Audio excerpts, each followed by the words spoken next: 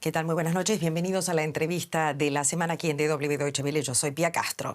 Han pasado 5 años del estallido de la protesta social en Nicaragua, unas protestas que fueron aplastadas en su momento por el recrudecimiento de la represión del régimen de Daniel Ortega. Hace pocos días, la pareja presidencial celebraba el aniversario de la revolución sandinista que de alguna forma evidenció el desencanto de Nicaragua con el régimen de Ortega y Murillo. De eso queremos hablar hoy en la entrevista de la semana, y está con nosotros, aquí lo ven, Manuel Orozco. Muchas gracias por estar en Deutsche Welle, politólogo nicaragüense, director del programa de Migración, Remesas y Desarrollo del Diálogo Interamericano. Muy buenos días a Washington. ¿Cuánto poder y apoyo tiene Ortega en su propio país? Bueno, tiene predominantemente el poder de la policía y del ejército, y a nivel popular prácticamente tiene menos del 5% de la población que lo apoya fielmente. Realmente el ejercicio de la fuerza es lo que sostiene al régimen en este momento. Y en la base, en su partido mismo, ¿hay gente que lo sigue apoyando? No, de hecho, en términos prácticos, el apoyo a Daniel Ortega ha venido disminuyendo desde un 35% más o menos en el 2018, cae a un 10%. Sin embargo, dentro de la estructura del partido, la mitad de esas personas han perdido completa simpatía hacia el dictador, y entonces al final se reduce a que 1 de 20 nicaragüenses adultos son los que apoyan al sistema. Entonces hay realmente una pérdida de apoyo incluso dentro de la base del régimen de Ortega y Murillo. Y eso se refleja de alguna manera de diferentes formas. Una de ellas es, por ejemplo, las purgas que realiza el régimen contra sus propios disidentes para prevenir que se plantee algún tipo de reforma al interior del sistema que cambie la ruta de radicalización que está realizando Daniel Ortega en este momento. Entonces, realmente es un país que se maneja predominantemente por el uso de la fuerza. Y por eso mismo, y sin embargo es casi imposible pensar que Ortega deje el poder. Entonces, ¿por qué? Bueno, la razón fundamental tiene que ver, aparte del uso de la fuerza, es una política del miedo que estableció Ortega mediante la criminalización de la democracia, que incluye la censura, la desinformación, la detención, el encarcelamiento de personas y al mismo tiempo la expulsión de prácticamente 700,000 nicaragüenses en un país de 6,5 millones de personas. Entonces, todos esos factores realmente no te permiten, incluso dentro de la base clientelista del sistema, de tratar de introducir cambios al interior, porque te van a pasar consecuencias como el encarcelamiento, la desaparición forzosa o incluyendo la expulsión del país.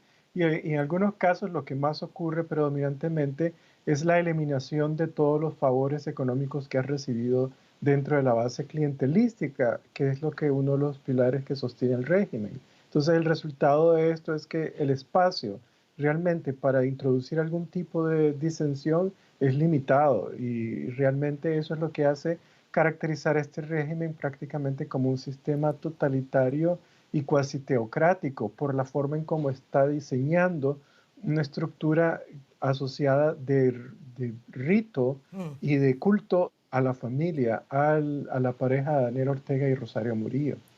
¿Daniel Ortega prepara la sucesión de poder en estos momentos? ¿Usted qué cree? Porque hay mucha discusión al respecto. Bueno, fundamentalmente Daniel Ortega sabe que su capacidad de mantener administrando el poder político en los próximos 10 años es muy limitada. Por lo tanto, por dos razones. Una, por razones de edad, y otra, por pragmatismo político y por deudas que tiene con Rosario Murillo, a la cual básicamente le va a trasladar el poder, quien es la vicepresidenta en este momento, y lo más probable es que se lo va a trasladar en el 2025, un año antes de las próximas elecciones presidenciales. Entonces eso le va a permitir darle el espacio a ella para generar su propia carrera política y lograr ser formalmente elegida como presidente. Obviamente, esto es una sucesión estilo formal, en donde básicamente los planes ya están diseñados, no hay participación de partidos políticos, no hay sociedad civil funcionalmente existente en Nicaragua, y por lo tanto lo que está haciendo nada más es preparando el terreno gradualmente para entregarle el poder y Hablemos. eventualmente ella gobernar con su hijo. Em, Usted es experto en migración. Han dicho recién algunas cifras de miles que han abandonado el país. Tengo entendido que recién dijo 700.000. Yo tengo otras cifras. Ayúdeme a concretar esto. Más de 400.000 personas, más de 400.000 nicaragüenses han abandonado el país en los últimos 2 años. Se prevé que 200.000 lo harán este año también. ¿Esto tiene consecuencias económicas para Nicaragua?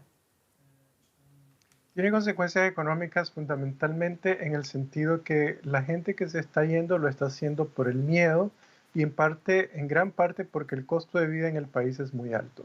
El sistema no ha creado un modelo económico incluyente, lo que genera básicamente la necesidad de salir del país. Entonces la gente se está yendo y está enviando remesas. Hoy en día, a finales del 2023, Nicaragua va a ser el país con el mayor nivel de dependencia económica en el envío de remesas. 33% del ingreso nacional del país va a provenir de remesas. Esos son 5.000 millones de dólares. Eso tiene efectos a diferentes niveles. Uno es que en el contexto migratorio hay una reducción del tamaño de la fuerza laboral nicaragüense de manera sustancial. De los 700.000 personas que han salido desde el 2018, el 90% son adultos, son parte de la fuerza laboral del país.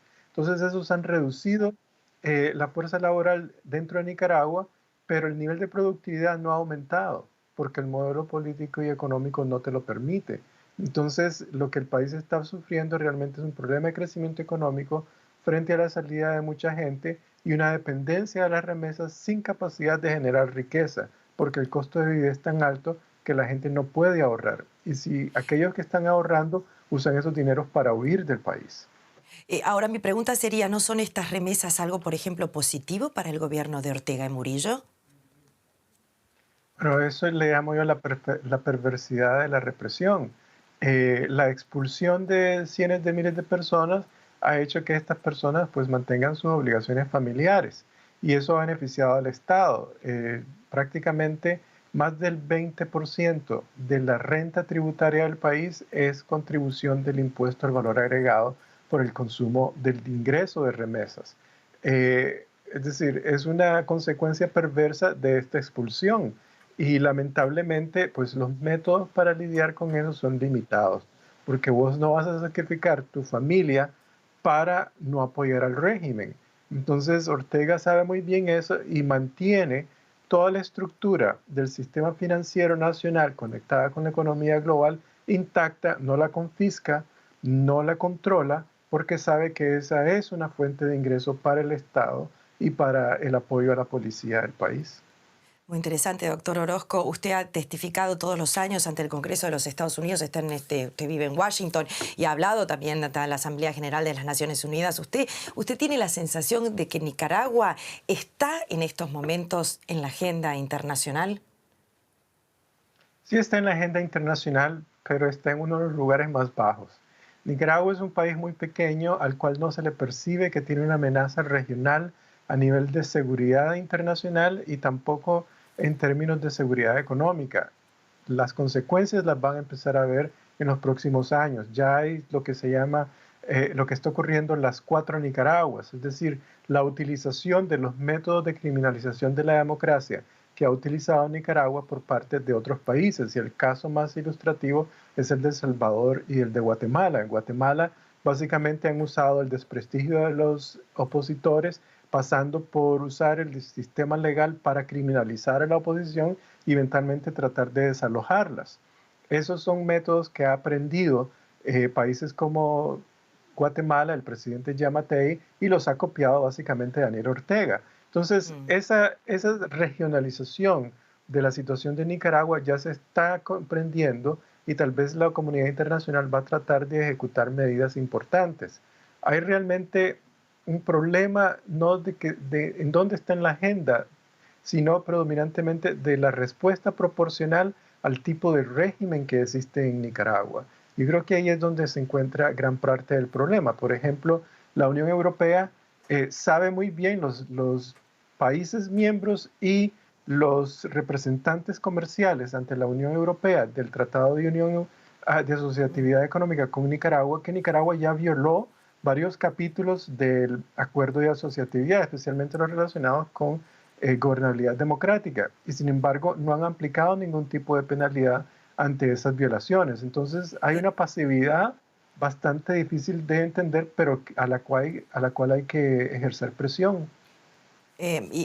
Volvemos a esta presión, porque la presión internacional es de vital importancia. En Latinoamérica, el poder político del sistema interamericano, por ejemplo, de la Organización de los Estados Americanos, OEA, ha sido débil. Muy pocos países están dispuestos a presionar al régimen de Ortega. Entonces, explíqueme, ¿usted tiene una respuesta para eso? Sí, claro. A ver, desafortunadamente solo hay 5 democracias funcionalmente existentes en América Latina y el Caribe en este momento.